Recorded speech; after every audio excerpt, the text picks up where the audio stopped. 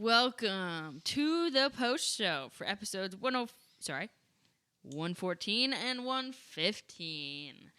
I am Elsie, and I think my favorite Princess Bride character is Wesley. What about you, Abby? Inconceivable. Yeah. Evan? I'm a fan of the ROUSs. Oh, yeah. That's nice. That was my second choice. Rodents of unusual size? No such thing. I don't believe they exist. Zeb? My name is Inigo Montoya. You killed my father. Prepare to die. Yes. Becky?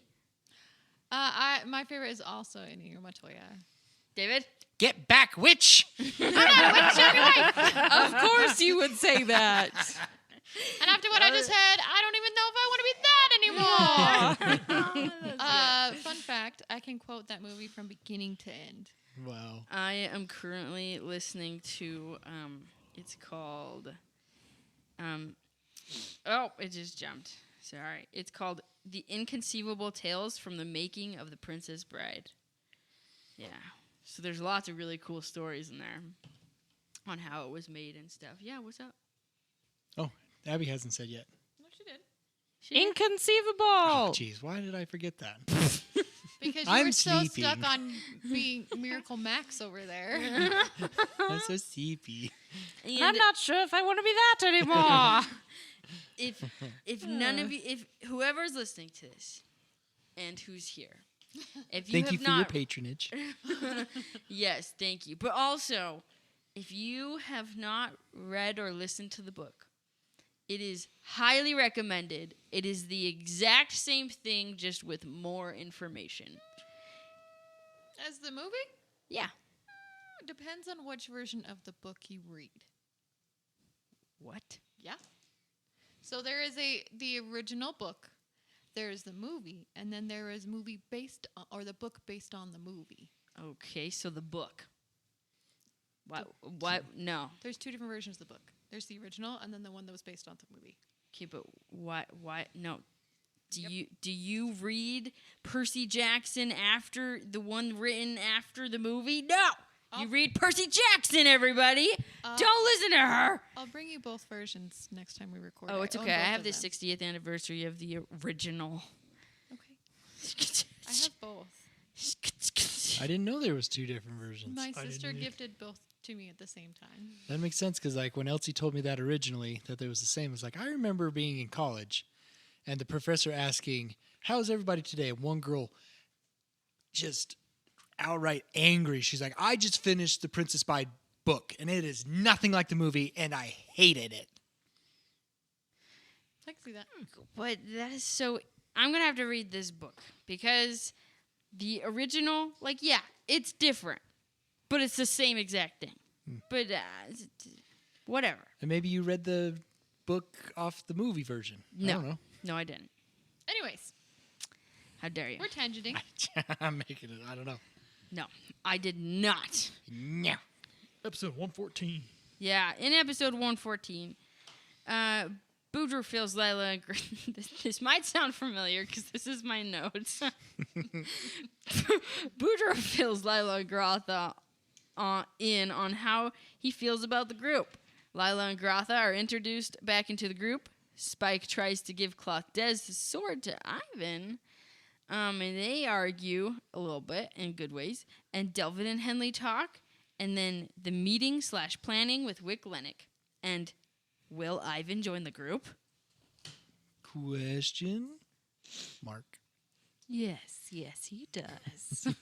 Yes. Spoilers. In 115. Yes. Well, I thought it was fun trying to fill in Lila and Garotha in on everything Yeah. after being gone. That was so much harder than I thought it was going to be. Yeah, I agree. Yeah. Keeping what the two different characters knew in my head. And I was secretly, okay.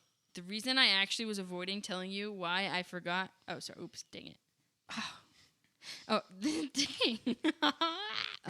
I was avoiding telling you why Boudreaux didn't like Henley at the moment was because I totally forgot why. Because Elsie totally forgot why. Yeah. And so I was like, yeah, I'll remember that later. And I did, by the way. Okay. But I, at that moment, was like, I don't remember. So we're just going to keep avoiding it. It played into Boudreaux. He likes to avoid confrontation and things that are and even remotely confrontational. But the best part is he's confidently avoiding. Confidently avoiding. He seems confident to himself, anyways. Yeah. He's like, yeah, you know I'm avoiding. I know I'm avoiding. And I'm avoiding it. I'm okay that you know this. Let's leave it at that. Yes. So with Spike, Yeah. how is getting all this information? This is a question for Spike and Evan, right? Yes. Because Evan knows all this information, Yes. but playing as Spike, who's like, I have no idea what's Yes. going on. How's that going for you? It's hard for me Mhm. personally because I want to interject. I want to say things. I want to say no, don't do that, or whatever. But at the same time, it also helps with my character because my character doesn't know anything, but he's also observing. Just like that's He's a spy. Dun, dun, dun. maybe. Remember? But so it's easy on one aspect because I'm like, yeah, I just kick back and relax and eat plates of bacon, and watch the show. But it also it's like, where can I interject Spike in without meddling at all, and still being able to get him more involved in the campaign? Because right now he's kind of just been on the side the whole time. He's kind of doing his thing, which is fine. He doesn't, he's definitely no Roscoe. He's not the front player. He's not the center point or anything by any means. But we gotta find that balance of how to get him in a little bit more without. I don't actually know what's going on. So Doing Without great. forcing it type idea. yeah. I know there was one point, and I'm trying to remember what it was, that you did say something that you technically didn't know. But I didn't want to interfere because it didn't really matter. But I'm trying to remember what it was. But I think it was probably when you were talking to Ivan. And it's hard. Even as when I'm playing NPCs, it's hard not to do the same thing. And it wasn't a big deal. I was like, and maybe he heard it from somewhere. I'm trying to remember what it was. But I know, and we're getting so far into the podcast and everything, and the players have been so much part of each other's lives at this point that sometimes I just they just talked about it off screen. Yeah. Type idea. It really wasn't a big deal. But I'm sorry. you didn't mean to, and I knew that. You're fired. Like I said, it was an unimportant part of yeah. That's fair. So it was not. It was fine. David, Yes. how did you feel with somebody else playing several different characters? Finally. It was entertaining. Like thinking of ways to like set you up so you had to play both characters. Was kind of fun, but I really enjoyed the way you were able to bounce between the two. I feel like you did a very good job bouncing between Lila Grotha and Tick. Agreed. See. How did you feel about it? There's a reason that they didn't talk to each other very often. On the drive over here, she was talking to me, and she's like, I don't know how I'm going to do this. I don't know how I'm going to find both players at the same time if they have to talk to each other. I'm like, well, somebody's going to make you do it. No, then Zeb You did beautifully. it was more of like Tick's voice is so much easier to jump into. And then jumping from Tick to Lila, I was worried about. And at one point in time, not in this episode, I think it was the next episode, I was like, oh, nope, that was a combination of both Tick and Lila. Yeah, it was. It was funny. Yeah. That's the next combination. Once you get rid of Garotha, he's going to be stuck with a goblin in her head. A southern goblin. You want to do a southern A goblin? Southern Goblin. Maybe this time it'll get even more mixed up where they're more one person on accident. What's Boudreaux gonna do? Hey! No, it's because the Lazarine couldn't do it. Sheesh. Oh. Jeez, that's so funny. You know what Yeah, I it was thought was fun. cool? Spike talking to about Cloth Does his sword to Ivan. Ivan. That was cool. Yeah, That was really cool. I was trying to, and again, that goes back to, I talked to Dave a little bit about this off podcasts and stuff. I'm still trying to figure out how to play Spike because I'm instinctively drawn back. And Becky, Becky and I talk about this regularly after the podcast. She's like, don't turn Spike into the next Roscoe because that's not who he is. And he's 100% that's not who he is. So it's trying to figure out those conversations of how do I execute without sounding like Roscoe. Now, we all know that I don't do voices, and I'm sorry. I'm sure that would help a lot. But it's for just trying to, as that whole conversation, all I could hear in the back of my head was, is this too Roscoe-y? Is this not, and so that's why it's like. Ours is like, what would Roscoe do? And you're like, what would Roscoe not do? And Spike would. What can I do that doesn't reflect Roscoe? No, So- I think that's hard for you because you were Roscoe. Evan is Roscoe. That there wasn't a whole lot of acting. There was a little bit. But Yeah, I don't know magic. fair. Nor do you have smoky armor. But Yet. yeah, we're working on it. No, but I think that a lot of you as a person went into Roscoe playing him. So now it's just kind of trying to find a balance, I think, of what's different enough from who you are and putting yourself in a character situation. But I also really liked what Spike said and the way that he did it, because he did it a little bit more aggressively than Roscoe would have. Roscoe had been like, come on, man. Do it for your buddy. And Spike's like, don't be a jerk. Don't be an idiot. If you're going to not... If Your you're gonna friend do would do this something- for you. Yeah. Yeah. His tone is definitely different. Especially like, kind of getting into the next episode too. It's just like, just pray, okay? We're done with this. Just do it. When he was talking to Boudreaux. Yeah. Like just the tone of it is way different than Roscoe, which I've enjoyed. Yeah, I like it too. Well, and there was at one point in time too where Spike, and this could have been in the next episode as well.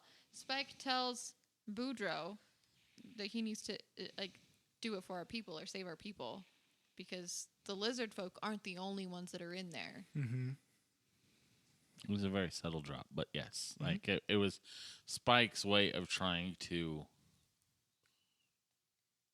relate just a little bit to Boudreaux. Understanding, it's the same way when I was talking to who's he? What's her face? Ivan Pompey? Pompey? The lady who hates me. Oh, Pompey. Pompey, yes. Going up to this point, I don't think Spike really realized that there were dragon folk in there until the conversation was had. And so now that's kind of turning his mentality of, yes, he's still got something to do, but, he's not really known a whole lot of the dragon folk. He's just not the way he was raised, unfortunately. So an opportunity to find more of his kin and get to know them. He's like, I'm all in. I don't care. So it's kind of, I think this is going to be low-key a kind of a turning point for him in a realization of there's more at stake out there than what he's supposed to be doing is now going to maybe shift to secondary a little bit, at least for now. And he's not that he wasn't before, but he's at this point, the reason he was saying just do it already is because he's like, we've got people to save that aren't just your people, but they're my people too. And so he's kind of redirecting his his focus, and he's ready to go blow stuff up. Well, and that just do it already. Also read is like Spike can be a little bit of a hothead and have a little bit shorter of patience and temperament too, which reads very much into the Red Dragonborn, I think. Yeah. And then like with the way that Evan plays Spike so differently with the group versus with his masters, quote unquote, is also very interesting to watch because his body language is physically different as well. Correct. Like he tries to make himself smaller when David is talking about the people that he came into the village with. I don't know if he notices that he does that, but I notice that he does that. Nope. And so it's very interesting to see because I think Spike is figuring out who he is as an individual as well, away from His mommy being and the daddy. token dragonborn that somebody has just invested time into. Yeah. Yeah, which I'll just say in 115, we create a plan where Ivan Groups joins the cause. After an epic discussion with Delvin. Delvin. Yeah, that's true. That does happen, which was inspired by Henley. Yes, in the first episode. I was shocked that Henley actually convinced him, to be honest, I to wasn't. talk to him. I was, because he was so against it like this whole time. I wasn't really. I mean, like almost the entire group has kind of been, or several people in the group have kind of been working on him a little bit to confront his fears, to confront what he needs to in his, Lost Prince or whatever, and Ivan, who's not really Ivan. Spike tried to do it. Henley's done it a couple of times. Tix tried to do it and said, if you're not ready, it's okay to not be ready, but, be brave when you can. And did Fenny, I don't remember if Fenny did or I not. don't think he did. But I'm not surprised that, especially after the doppelganger and finding out that Ivan's dad isn't Ivan's dad anymore, that wasn't just the push over the edge and be like, okay, yeah, no, I can do this. I need to do this. He needs to be a king. Yeah, well, and he needs to know. If nothing else, if he doesn't want to step up and do it, that's on him. But he at least needs to know. Exactly. Yeah, the whole Delvin talking to Ivan thing, I knew it was eventually going to happen, but I did not expect it to happen like that. So that was different. How do I inspire my own character to inspire the other character? Type idea. You vote for it. Were you planning on Ivan joining us in some way? I figured somebody would be able to persuade him, but Ivan is a character. He's just like, this is not my skin. I've kind of gotten myself away from responsibility. I enjoy the life that I have. I enjoy just doing what I want and not being told what to do. Oh my gosh, he's Simba. Simba. That's why that remember who you are. And so he's really been accustomed because he's been now doing this for like 20 years now. Man, he's old. Yeah, he's on the older end. Gross. Like he's middle-aged. But he's like, yeah. And so to be told, Cloth Des, talking to Cloth Des, quote unquote Cloth Des, and then finding out he was a doppelganger, a changeling, to he's still alive. And oh, by the way, there's this other guy, Delvin Ryan, who just kind of appeared, that he hadn't seen for a while. That I think Spike told Ivan. He's like, hey, or Fenrir did. Say, hey, do you know a Delvin Ryan? Which he knew who Delvin Ryan was. But he was just like, kind of in the same mentality of, yeah, I don't want to talk to him. If I can avoid him, I'm going to. Yeah. I know because- what I said to him. Yeah, exactly. He's like, we're just going to leave it at that. If he doesn't want to see me, maybe it's because of where I am. And Delvin, of course, I don't want him to see me because of where I am.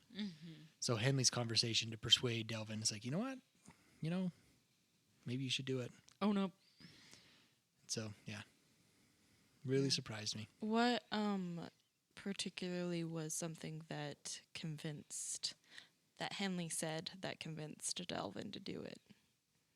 I think when you said that King Pilot was dead, was like, oh, that the only person who could rightfully claim the throne is his real name, Jacarius. Prince Jacarius. Yeah. It's the only one who could rightfully go against the fake king and possibly could win. Anybody else could not. Especially once we get to know Xanthos later on, which was name dropped in here, that the only people who could possibly persuade the people that the king is fake is Cloth Des. So I think that was the biggest push point, because Delvin knew the anarchy. Is anarchy the right word? But the Monarchy. Monarchy, thank you. Hierarchy. Hierarchy. Hierarchy. Hierarchy. There's That's the the word. word. Hierarchy. Wow. We got there, guys. All the Arkies. There's Arky a lot of- 9. A lot of Okay, words nine. that happen that day. The hierarchy of who takes leadership and stuff like that. And he's like, the only one who could possibly do it with the least amount of bloodshed type idea would be The only one him. that can convince Xanthos is Jacarius and Lothdez. Yeah. Just because they were the closest confidants to them. Because Xanthos is in the mind of, you've been, like with Delvin Ryan, you've been banished. Your word means nothing. Mm-hmm. But the other ones, yeah, he would have more weight to it. Although Lothdez left the order, didn't he? Yes, he did leave the order because of what they did to Delvin Ryan. And he did not agree with that, which that'll... There you that go, all guys. Came out, well, that came out when Delvin told his story. Yeah. So, yeah. That was a fun little thing. Yeah. You know what was also sad? Tick saying goodbye. That was Yeah. Agreed. And Henley told him not to die. I know that was weird. Yeah. So I realized, okay, I should have said it more on mic. As playing Tick after that happened, I kept looking around, and I know I said it at least once, but there's a lot of dead air because I'm literally looking around like, what the heck is going on? Yeah. And Henley wasn't going to say anything besides that. That's for the only confirmation he was going to get. That's one thing that I wish we could do video, but that just gets way expensive to see everybody's facial expressions on certain things. I do a lot of facial expressions, and I have to be reminded to use my words. We definitely all do. Yeah. Yeah, I wish you guys could have seen me talking to, or Henley talking to that Lazarine. Me being just pointing to my. You were looking at David the whole time, but I was like very animated, just for the record. Yeah. Abby and Henley still don't understand why Boudreaux and Elsie are upset at that, but it's okay. I have explained it, but I guess we'll find out on episode Will 116. you explain it one more time? No. Okay. However, speaking of Elsie doing lots of different hand gestures and stuff like that, so part of it was like, oh, yeah, no. When Aziel started going into like all the different things and whatnot, he's like, hello, hello. Gesturing to herself. I And could then- do that. And then when Lila was saying, have we talked to Boudreaux? Have we asked Boudreaux about these things? Oh, Have we that talked was to our really shaman? cool. Henley's like, no. And then and Elsie was like, ha ha, somebody sees me. Yeah. And then we'll see if they gets cut or not. However, then Evan says something about Lila standing up for her boyfriend. Yeah. And if that had actually been Spike saying that, Garotha was going to say something. Yes. Yeah.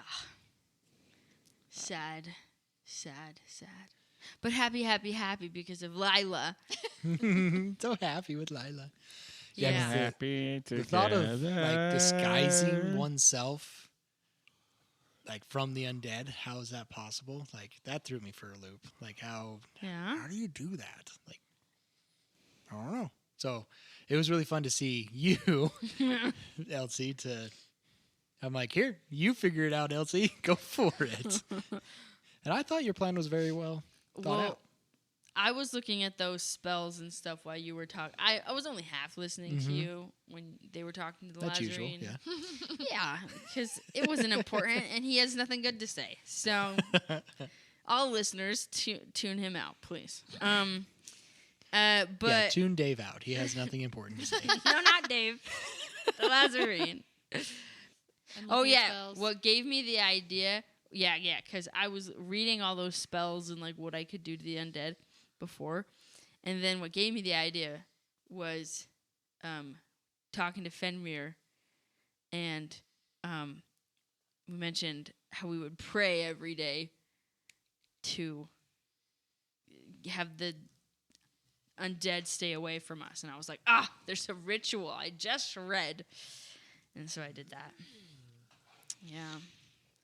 But that's what was so hard about it is that stupid Lazarine kept telling you guys like, oh, there's these very specific, logical, la ways to do it. And Boudreaux's like, look, I don't got nothing for. Ooh, oh my gosh, sorry. Look, I got nothing here for you, but faith.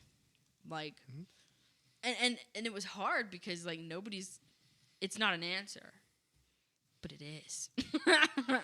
Yeah, it's the difference between like science-based beliefs and faith and just generic religious faiths and beliefs, right? Yeah. The difference between the two. You got book learned and experience learned. You could say. And not in reality. Okay. They probably, hopefully, would both work for this. But in Boudreaux's mind, That's what makes sense to him. yeah.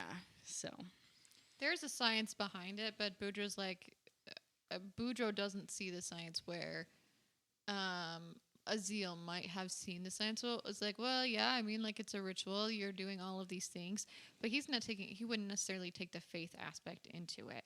Where Boudreaux is relying very heavily on that Kundas is providing. Kundas will keep us safe. He doesn't quite understand the scientific reason behind the magic that's happening. He just knows this is what we do. This is how we're supposed to do it. And Kundas is that catalyst to bring it all together. but there is a faith to it. Yeah, It absolutely. wouldn't have worked without faith, though, No. still. Yep. But yes. Well, and I think that's interesting that like it wouldn't with this particular one and the roles that we had to do, it wouldn't have worked without the faith in Kundas, but it also wouldn't have worked without everybody else's faith in either Kundas or in Boudreaux. Yeah. I thought that was really interesting, too. Yeah. And it was fun to twist it from what Quakek did to him to the staff turning the other way. Yeah. So, Who was that? There's many other ones. Nice. you ever watched Avatar: The Last Airbender? Yes. When like he goes into the mental state Yes. and he sees all the other avatars? Uh-huh. It's the same thing. There's a lot of times you talk to the previous one rather than all the other Right. ones. Right. Which is why he Just like talked. Avatar Roku. Yep. Which is why. It's just kind of based on that. Well, it was the easiest way to explain it, but yeah, it's not where the idea came from, but it was the same makes sense. thing. So Yeah. yeah, whatever. Makes sense. Yeah. So I have a question in regards to that. So originally Elsie, I think, didn't necessarily want to perform the ritual right then and there. no, Or was that Boudreaux? well, After the initial... it didn't probably work. was mostly just Elsie because Okay. I was like, man, I want to save this I want to... save this extra roll I got here so I can roll better next time. But it also made sense for Boudreaux as well because he got a little cold. What's that called? Cold Cold feet. He got some cold feet, is what I would think happened. And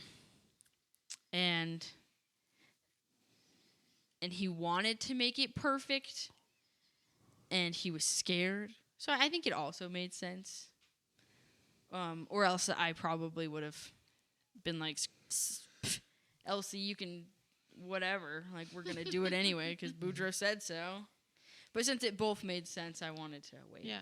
Yeah. So what convinced you to do it? To do it, Yeah. I would say, like, everybody was waiting. And they weren't going to leave him. And he also didn't want their faith. He was like, at that moment, they were putting faith in him and they were showing it. And he didn't want to be like, oh, I'll do it tomorrow. He was trying to be like, okay, yeah, I guess if you're going to give it to me now, like, I guess I should, for the sake of what you're doing, I guess, if that makes sense. Yeah. Yeah. I'll do it. I liked the fact that everybody had something to say. Like Henley was like, I don't have a religion. I don't believe in that, but I can see what you've done. So I believe that you can do this. I thought it was really interesting that Fenny was like, I believe that Kundas can do this, and I believe that you can do this. That was a really interesting take. It was also very touching to Boudreaux. Yeah. Yeah. Spike's just do it.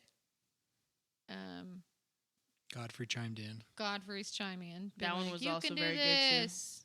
We believe in you. We're Yeah. here for you. Yeah.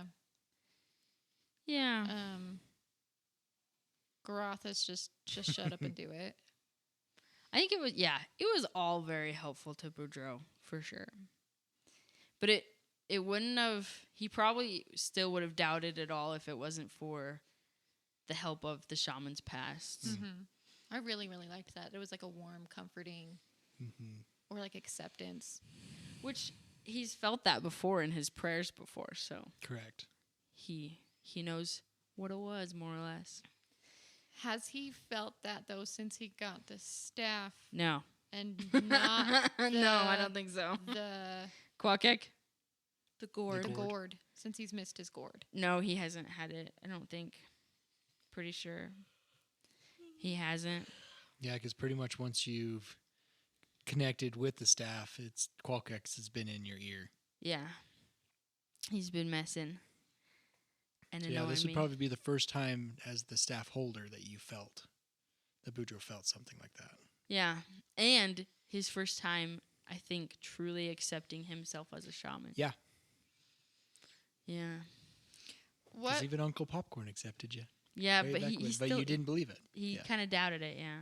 So was it the fact that the ritual that he was able to perform the ritual and everybody was like waiting and like he was like, okay, yeah, the staff accepts me, I can do this? Is that kind of what solidified? Is like, I am a shaman, I can do this. Yeah, I think it was the combination of them both, once again, that like he felt Kundas again. And he hasn't felt Kundas in a long time, or a good hot minute, as the southern people say. But then also the fact that other people were looking for him for that leadership and that help. At least in his eyes at the moment, it was leadership. They were asking for his help and leadership. And that's what a shaman does. So he was like, okay. So with that, why did he look away when Lila's like, I can tell he's not there right now? Oh, In regards to because- Qualkeg. Because he was like, oh, she can read me through my eyes. And so he looked away so that you couldn't. That's kind of fun. So the way that I think about that is like if you were talking to like somebody else in your head, you would kind of get like a glazed look over, like, oh, I'm here, but I'm not really quite here. Yeah. That's probably the look that she has when there's a lot of internal conversations going on in her head. Yeah. So I think she'd be able to recognize that in Boudreaux now, knowing that like, oh, there is somebody else there. Well, and you saw it Mm-hmm. as well when Yep, Lila did. when he was wanting to attack somebody. So, well, not him, but yes. Almost attacking himself. Yeah. Popcorn beautiful. Yeah. One shout I want to give is Fenrir's conversations that he's had. Oh, I love that. Yeah. So many. Fenrir good was on ones. point with a lot of his comments tonight. Talking to Boudreaux, talking to Tick. Like, Yes. Except for when I'm up in front of everybody. But I would agree with, I thought the conversations with Tick, I thought went pretty well. yeah, there was some emotion behind it. Yeah, for sure. And the only thing that I like thinking about it now, it's just like there's no goodbye between, at least on recording, right? Between Tick and Delvin. No, and I know I was thinking about that too when he was like, "Okay, bye." It's like, oh, but they were such good friends. Yeah. He kept Delvin company, and Delvin kept him company. Mm-hmm. I really wish there would have been something. Yeah. Maybe you left a note, and he just hasn't found it yet. I'll write it in very broken common that somebody may have to translate. I'll translate. No, it would definitely be Pointing something to that Fanny Fenrir. would have to translate. So you speak Elvish. Tick speaks Elvish, right? Elvish, So yeah. write it in Elvish. He would probably try and do it in common, but wouldn't get it as much. So it could have been like common Elvish. Yeah, because speaking common is different than writing common for sure. Yeah. Mm. Mm-hmm. And he already had a hard enough time speaking common. Yes. And even with Tick too, I'll miss the what is this word, Fenrir? Those were very fun ticks of Tick. Well, I mean, like, so I have Quirks. He's Quirks. a quirk, yep.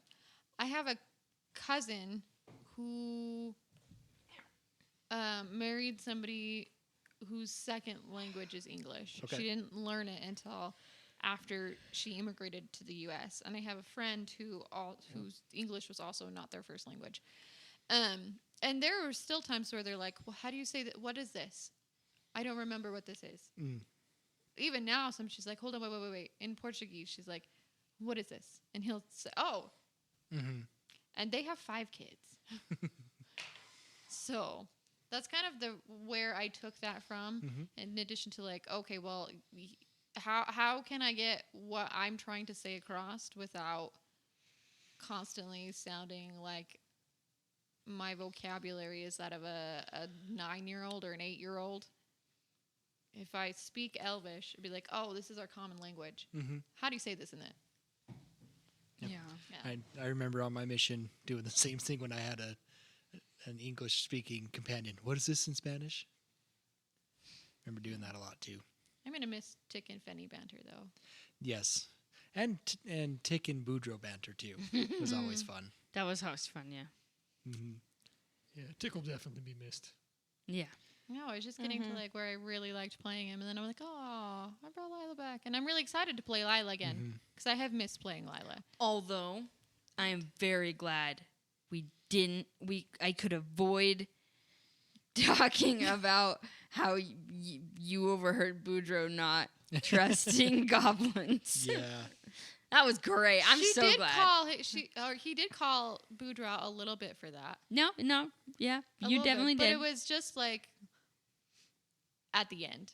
Yeah, Yeah, it was during the goodbye, so Boudreaux was easily able to sidestep. sidestep that. Yeah. He was like, "Oh yeah, bye."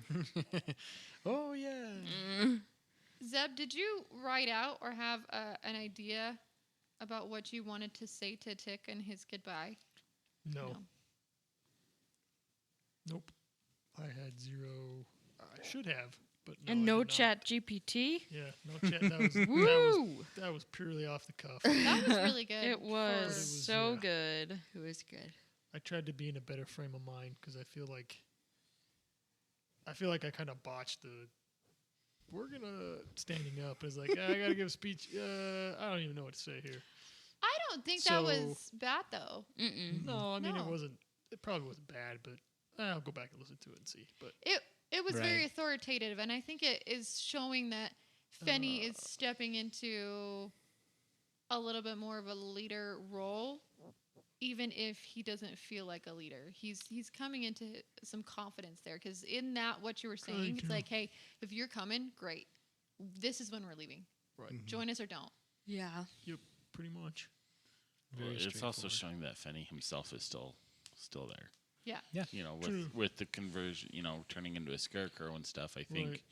you know, at least from my perspective, you know, we're seeing, you know, in the battle, for example, in those last couple episodes, Fenny start to lose himself. But this is where he's still here, and he still very much got his voice and his you know, stature and everything, and Right. he's not gone yet. Right. So Still fighting to be here. he's still fighting to be Fenny. Yep. And I think this is one of the first times you see him actually focused on something, right? Yep. Like this is what I'm doing. This is how we're gonna do it. Let's do this. And I loved He's got that a Tick goal. made him promise that he wasn't going to sacrifice himself. Yeah. Yeah. Like, you Right. can't quit fighting. Well, and Fenrir acknowledging is like, okay, you're right. I shouldn't do that because I actually need to focus on saving everybody else now. On keeping everybody else alive too. Trying to step more into a leader role, but not an abandoning leader role. Mm-hmm. Yeah, you don't Or a sacrifice yourself. sacrificing leader role. It's more Yeah. of a, hey, we gotta band everyone together. Mm-hmm. And I really like the fact that everybody is starting to heal the hole that was there, Yeah. that's left. Because it's kind of like Roscoe died and everything fell apart. And now it's coming back together, not the same way, and not even, it doesn't even look like the same shape. But it's beautiful how everybody's growing and changing and healing a little bit and filling that gap. Yeah, it's amazing what a common goal, or what a goal, because I feel like that's what is banding people together. Is Yeah. the goal, is the common goal of, hey, we gotta defeat these hags. Like, I mean, I agree, but we wouldn't be here. Boudreaux wouldn't be here the way he is here without Lila and Karatha. that's true. Yeah. Which is, by the way, what is it like? I can't even look at you. Being Boudreaux's voice in a way. Like you stop him and be like, stop fighting. Or, Focused here. yeah, like, Which is, I think it's interesting because before she left, she was all about the argument, the fight, you know, Yeah. picking that a little bit. And now she's like, no, we need to focus. If this is not going to help us now, don't do it. Or that has nothing to do with what we're doing. You need to stop. Or pulling it back. I think that being away really helped her. Putting some space in between it, everything, I think, added some perspective. And then the fragility of life she was reminded of because Roscoe died. Mm-hmm. And everybody's mantra is kind of like, what would Roscoe do, right? She's like that a little bit with what would Roscoe do, but also is like, I can't be the kid anymore. I can't act like she's 30. Lila is 38, yeah. which is 17. Mm-hmm. She can't act like the kid anymore. She has to start acting like an adult. She has to start acting like a grown up. And I think being around Joanna helped a lot with that. And I think being with Emery helped a lot with that and finding out some coping mechanisms and ways to help with that and realizing I am not the center of attention. This is not the Lila and Garatha show. Not everything is about me. I need to remember that. And I think that really helped bringing it back into it. Like, you don't need to fight about this. This is not going to help the cause. And I think also with the acceptance of Boudreaux's feelings, or Lila's feelings toward Boudreaux, and it being both ways, has helped a lot too, because she can feel like she can be Boudreaux's grounding rod, a little bit. Girlfriend. Dan. And she doesn't have to worry about how it's taken. If it's taken out of context, if something's going to be taken wrong, if she's going to make a fool of herself, she can do that. She can openly express how she's feeling. She can call him out without being like, was that the wrong thing to do? She can call somebody else out without being like, did I overstep bounds? How is that going to affect the dynamic? And then on top of that, what would Roscoe do? Roscoe wouldn't want us to fight. Roscoe wouldn't want this. All of that came together, I think, and it's just making her into a much more beautiful version of her that she was always meant to be. Yeah. I'm gonna another question, and then we might end it, depending on time. But, so Boudreaux is usually a peacemaker. Mhm. What's it like knowing that he definitely is struggling with, not that all the time? I think part of that is just because she chalks that up a little bit to Qualkag, and he's lost his inner peace. Okay, so you just there's a reason for it, so you're good. Absolutely. Okay, Like, you know cool. what? He just needs to find himself again. And she knows how turbulent that can be when you lose not only yourself, but have somebody else constantly nagging and bickering and picking at who you are on the inside, and having privy to all of those quiet thoughts that nobody else gets to hear or see. She gets that. So she's got a lot of grace for Boudreaux. Speaking of which, Boudreaux's been violated in 2 ways now. Whoa. That sounds horrible when you say it that way. Sorry. In the brain. Insane in the membrane. Insane in the brain. Yeah, with Quackek Uh huh. and with the With the zeal. doppelganger. Oh, the doppelganger. Oh yeah. Yeah, there's been 2 ways that he's been just Uh huh. I didn't say it wrong. It just wasn't what you guys Yeah. liked me to say. No, I. Yeah. Yeah. You have been violated. Yeah. He's been violated. But one thing that going on to Lila Garotha being Yeah. able to understand Boudreaux, where Boudreaux's coming from, like Lila Garotha even said, he's like, you had more confidence when I left, and now you don't. And that probably changed from when you started dealing with Qualkek. Mm-hmm. This is where it all came from, and like you were doubting yourself, and she's like, well, seems like that all stemmed from this guy, and from what Popcorn Beautiful was telling me, like you let him influence you more than you let your comrades. The trust. Mm-hmm. You're not trusting everybody. And she's like, well, maybe he had some influence on that with that. So her being able to convince you that way too. She's a really good girlfriend. Yes.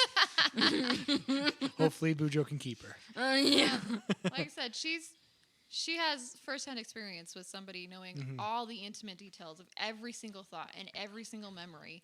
And it's invasive and it's not fun. Yeah. So she chalks a lot of that up to Qualkek just being able to get those subtle digs in whenever. Even Yeah. if it's not a verbal dig, they're still feeling there. There's still Oh yeah. something. Just like Garotha and Lila, they do it to each other. And I think that was a lot of it too, with where she was before. There was so much turmoil because she's coming up on her year mark of the bonding. Mm-hmm. And a lot has changed in the year that they've been bonded. It's gone from like being not necessarily enemies, but constantly fighting for control to finding a balance and a control and a give and take that way. And in a true acceptance, I think. And like she told Boudreaux, not in 114, but the end of 113, she's like, screw whatever Garotha says. This is my life too.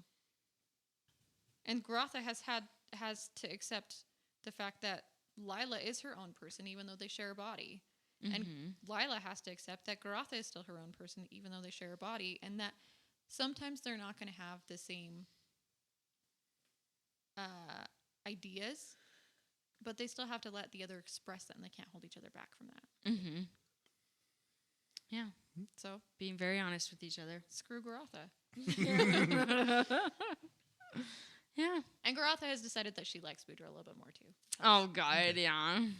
I mean, he's a little less childish now, too, a little bit, too, I think. I mean...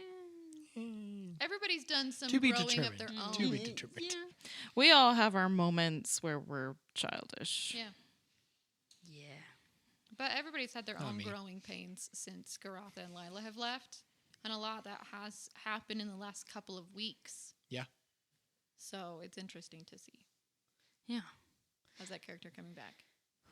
Well, I think I'm gonna end it. So thank you for joining us, and this is for episodes 114 and 115. And we will see you next time. We appreciate your presence here. Write Boudreaux a letter for just $1.